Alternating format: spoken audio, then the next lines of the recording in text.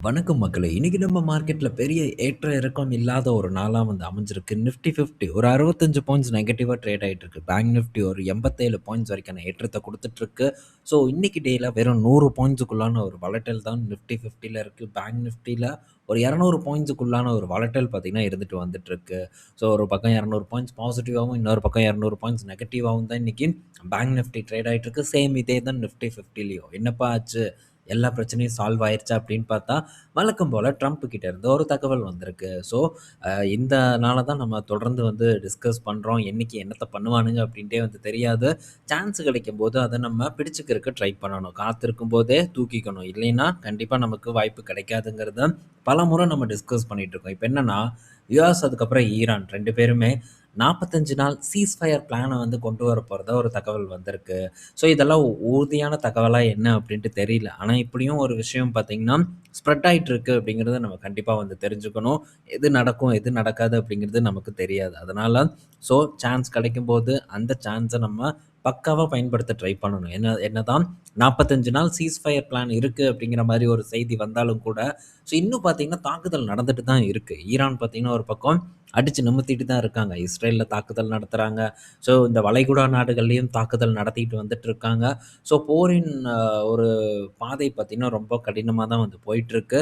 So இதில என்னென்ன நடக்க போதுன்னு தெரியல. ஆக்சுவலா இந்த ப்ராப்ளமே இஸ்ரேல் அண்ட் ஈரானுக்கு தான். ஆனா, இஸ்ரேல் ஏதாச்சும் பண்ற மாரி நமக்கு செய்தி வருது.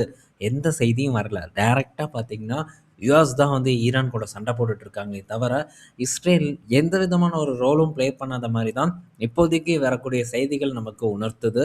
ஸோ டம்மி பீஸு அயர்ன் டோம் ஊன்னாங்க. கடைசியில ஒண்ணுமே பார்த்தீங்கன்னா, வேலைக்கு ஆகல. ஸோ தனியா சண்டை போட்டிருந்தா டெஃபினட்டா இந்த போர் என்னைக்கோ வந்து முடிஞ்சிருக்கும். ஆனா, அது முடியாம அமெரிக்கா பார்த்தீங்கன்னா பார்த்துட்டு வந்துட்டுருக்கு.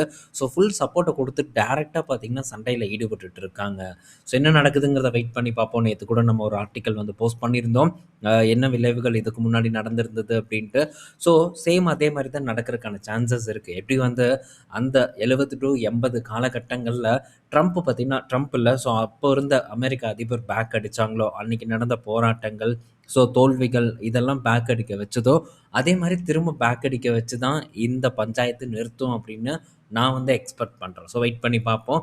இன்னைக்கு பெரும் பாதிப்பு நம்ம மார்க்கெட்ல இல்லாதமா தான் இப்போ வரைக்கும் இருந்துட்டு வந்துட்டு இருக்கு. பார்ப்போம். செகண்ட் ஹால்ஃப் அதாவது கிளைமாக்ஸ்ல ஏதாச்சும் ஒரு சம்பவத்த பண்ணி விடுறாங்களான்ட்டு.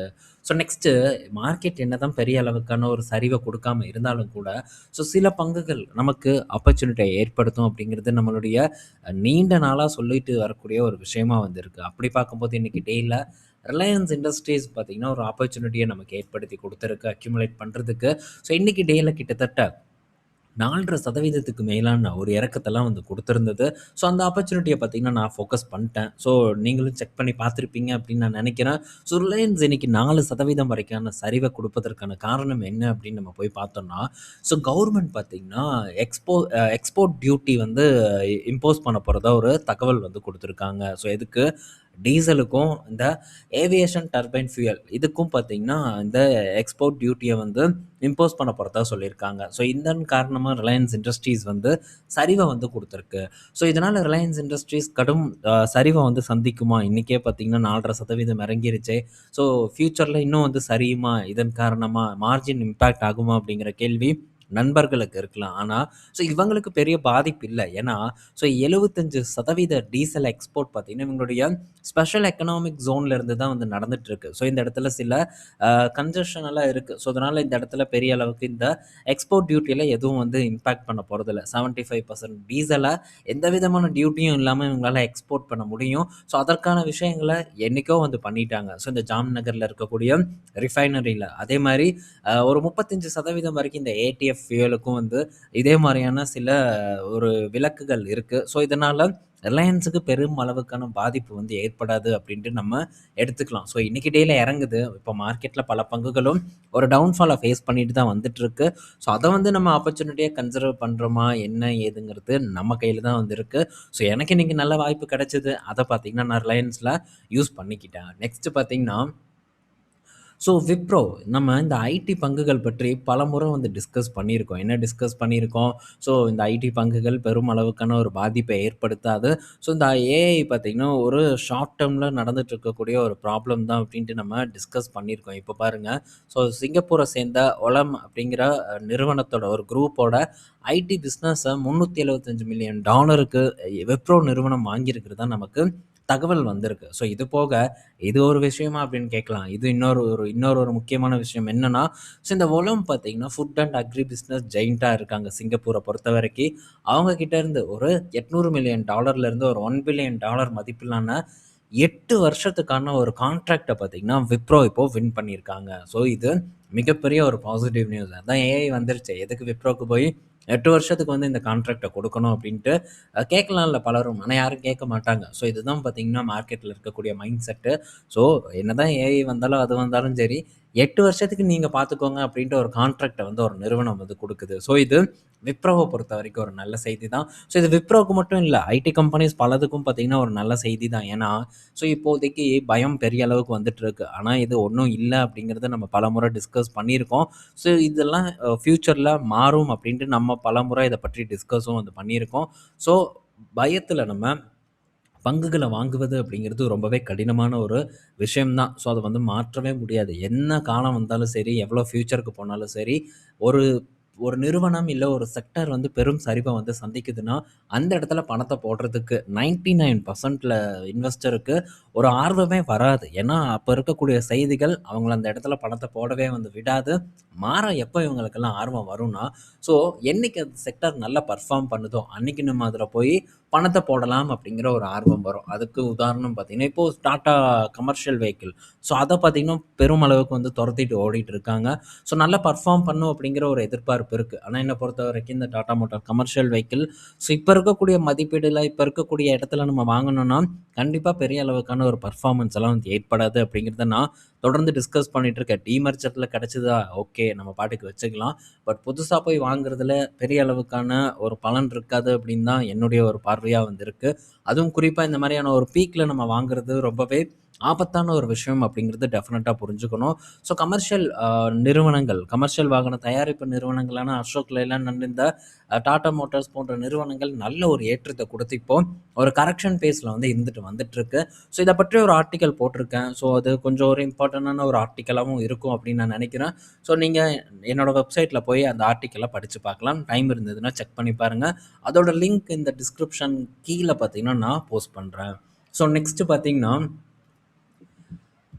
இந்தியன் ஆயில் கிட்ட இருந்து ஒரு அப்டேட் வந்திருக்கு. என்னன்னா, ஸோ இப்போ கர்நாடகால எல்பிஜி தட்டுப்பாடு பார்த்தீங்கன்னா, பெரிய அளவுக்கு வந்திருக்கு. ஸோ இதனால என்னென்ன சொல்றாங்கன்னா, எல்பிஜிலேருந்து பெட்ரோலுக்கு திரும்ப ஸ்விட்ச் ஆயிக்கோங்க கொஞ்ச நாட்களுக்கு அப்படின்ட்டு ஐஓசிஎல் வந்து ஒரு ரிக்வெஸ்ட் வச்சிருக்காங்க. ஸோ இது குறிப்பிடத்தக்க ஒரு விஷயமா வந்து இருக்கு.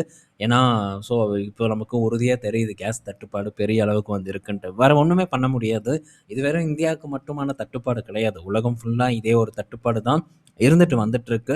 ஸோ எப்படி சமாளிக்கிறாங்க? இந்த போரோட தாக்கம் தொடர்ந்து இருந்ததுன்னா, பாதிப்பு பெரிய அளவுக்கு இருந்துகிட்டே தான் இருக்க போகுது. அடுத்தது, ஸோ இந்த சென்னை பெட்ரோ, எம்ஆர்பிஎல் போன்ற ரிஃபைனரீஸ் எல்லாம் பார்த்தீங்கன்னா, கண்டிப்பா ஒரு பிரஷர ஃபேஸ் பண்ணும் அப்படின்ட்டு நம்ம ஆல்ரெடி வந்து டிஸ்கஸ் பண்ணியிருக்கோம். ஏன்னா, ஸோ அவங்க ரொம்ப டிஸ்கவுண்ட்டா தான் குடுத்துட்டு இருக்காங்க. பிரைஸ பார்த்தீங்கன்னா, இந்த காஸ்ட்ட வந்து அப்சர்வ் பண்ணிக்கிறாங்க. யாரு?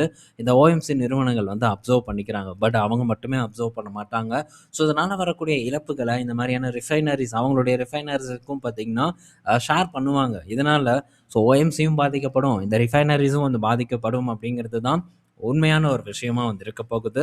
ஆனாலும் பெரிய ஒரு தாக்கம் பார்த்தீங்கன்னா, இந்த ரிஃபைனரீஸ்க்கு இல்ல. ஆனா அந்த ஓஎம்சிஸ்க்கு பார்க்கும்போது இருந்துட்டு வந்துட்டுருக்கு.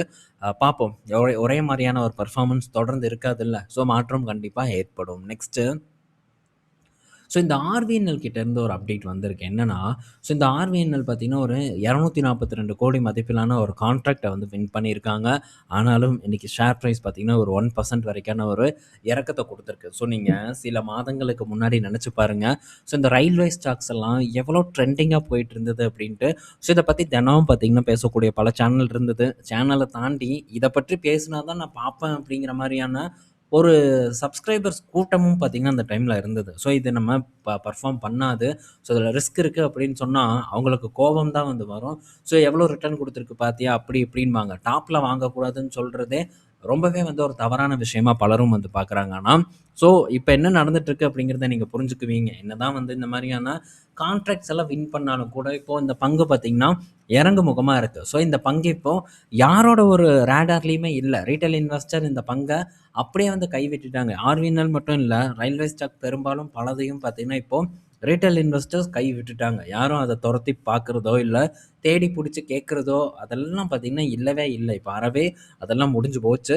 ஸோ, அதனால ஒரு காலத்துல, ஒரு குறிப்பிட்ட காலத்துல சில செக்டார், சில பங்குகள் பார்த்தீங்கன்னா, ரொம்பவே பீக்ல இருந்துட்டுருக்கும். அந்த டைம்ல நம்ம அந்த பங்குகள வெரட்டி, வெரட்டி அதெல்லாம் பேசும்போது, யார் யாரெல்லாம் பேசுறாங்களோ, அந்த சேனல தேடி, தேடி போய் பார்க்குறதெல்லாம், ஸோ நமக்கு நாமளே வச்சுக்கக்கூடிய ஒரு ஆப்பு. ஸோ, ஓவரா ஹைப் ஏத்தி எல்லாரும் ஒரு செக்டார், ஒரு ஒரு பங்க குறிப்பிட்டு பேசுறாங்க அப்படின்னா, அந்த பங்குலேருந்து விலகி இருக்கணுங்கிறது என்னுடைய ஒரு ஒரு கருத்தா வந்து இருக்கு. ஸோ, நல்ல ஒரு ரூ. 600 கிட்ட இருந்தது. இப்போ பாருங்க வெறும் ரூ. 200 நோக்கி வந்துட்டுருக்கு. ஸோ, ஃபர்தரா இதெல்லாம் இறங்கணும். குரோத்தே இல்ல. இத நான் எவ்வளோ முறை நான் டிஸ்கஸ் பண்ணியிருக்கேன். ஸோ, குரோத்தே இல்லாத கம்பெனிக்கு இந்த அளவுக்கான ஒரு ரேட் எல்லாம் குடுக்கக்கூடாது அப்படின்ட்டு. பட் இப்போ குரோத் இல்ல. ஸோ, பங்கும் பார்த்தீங்கன்னா சரிவடைஞ்சுட்டு தான் வந்துட்டுருக்கு. எத்தனை கோடியில கான்ட்ராக்ட் வின் பண்ணாலும் குரோத் இல்ல. ஸோ, கொடுக்கக்கூடிய செய்தியில எத்தனை கான்ட்ராக்ட் அவுட்ஃப்ளோ ஆகுது, கேன்சல் ஆகுதுங்கிறத பற்றியான விவரங்கள் நமக்கு தெளிவா வருதா அப்படின்ட்டு தெரியாது. ஸோ, எதுவும் தெரியாம லாங் டெர்ம் ரயில்வே செக்டாருக்கு பட்ஜெட் நல்லா ஒதுக்குவாங்க. கான்ட்ராக்ட் வின் பண்ணிட்டே இருக்காங்க. பங்கு ஏறிட்டே இருக்கும் அப்படின்ட்டு நம்ம வாங்கணும்னா, பெரும் ஆபத்தை இப்படி தான் வந்து சந்திக்க நேரிடும் அப்படிங்கிறத நான் இந்த இடத்துல திரும்ப வந்து நான் சொல்லிக்கிறேன். இது வெறும் ரயில் விகாஸ்க்கு மட்டும் இல்ல. ஸோ, எல்லா செக்டார் பங்குகளுக்கும் இப்படி தான். பீக்ல இருக்கும்போது போய் வாங்கணும்னா, மாற்றுறதுக்கு உறுதி அப்படிங்கிறத நம்ம புரிஞ்சுக்கணும். ஓகே. ஸோ, இந்த வீடியோல பல இன்ஃபர்மேஷன் பார்த்துருப்போம். எப்படி நம்ம சூஸ் பண்ணணும் பங்குகளுங்கிறத பற்றி டிஸ்கஸ் பண்ணியிருப்போம். இதெல்லாம் பயனுள்ளதா இருக்கும்னு நான் நினைக்கிறேன். பயனுள்ளதா இருந்ததுன்னா நம்ம நண்பர்கள் மறக்காம லைக் பண்ணுங்க. உங்களோட கருத்துக்கள முக்கியமா கமெண்ட் செக்ஷன்ல ஷேர் பண்ணுங்க. ஸோ, அதேமாரி புதுசா வர நண்பர்களுக்கும் பயனுள்ளதா இருக்கும் அப்படின்னு நான் எக்ஸ்பெக்ட் பண்றேன். மேபி பயனுள்ளதா இருந்ததுன்னா நம்ம சேனல சப்ஸ்கிரைப் பண்ணுங்க. அப்படியே நம்ம வெப்சைட்டையும் போய் விசிட் பண்ணி பாருங்க. ஸோ, ஆல்ரெடி இருக்கக்கூடிய நண்பர்கள் பார்த்துக்கிட்டு தான் இருப்பாங்க. ஸோ, புதுசா வர நண்பர்களுக்கும் இன்ட்ரஸ்டடா இருந்தா, ஸோ நீங்க செக் பண்ணி பார்க்கலாம். அந்த இடத்துலயும் சில வேல்யூ இன்புட்ஸ நான் குடுத்துட்டுருக்கேன். ஸோ, இன்னைக்கு கூட இந்த Tata motor commercial vehicle and இந்த அசோக் லைலாண்டோட பெர்ஃபார்மன்ஸ பத்தி நம்ம அந்த இடத்துல வந்து போஸ்ட் பண்ணியிருக்கோம், எழுதியிருக்கோம். அது பயனுள்ளதா இருக்கும்னு நான் நினைக்கிறேன். ஸோ, படிச்சு பாருங்க. ஸோ, இன்னும் பல விஷயங்கள நீங்க கொடுக்கக்கூடிய சஜஷன் மூலியமாவும் சரி, நான் உங்ககிட்ட இருந்து எடுத்துக்கக்கூடிய சில அப்சர்வேஷன வச்சு, ஸோ இன்னும் இம்ப்ரூவ்மெண்ட்ட வந்து பெரிய அளவுக்கு வந்து கொண்டு வருவேன் ஃபியூச்சர்ல அப்படிங்கிறத நான் சொல்லிட்டு இந்த வீடியோவ நான் முடிச்சுக்கிறேன். ஈவினிங் நம்ம இன்னொரு ஒரு வீடியோல மீட் பண்ணுவோம். பாய் மக்களே!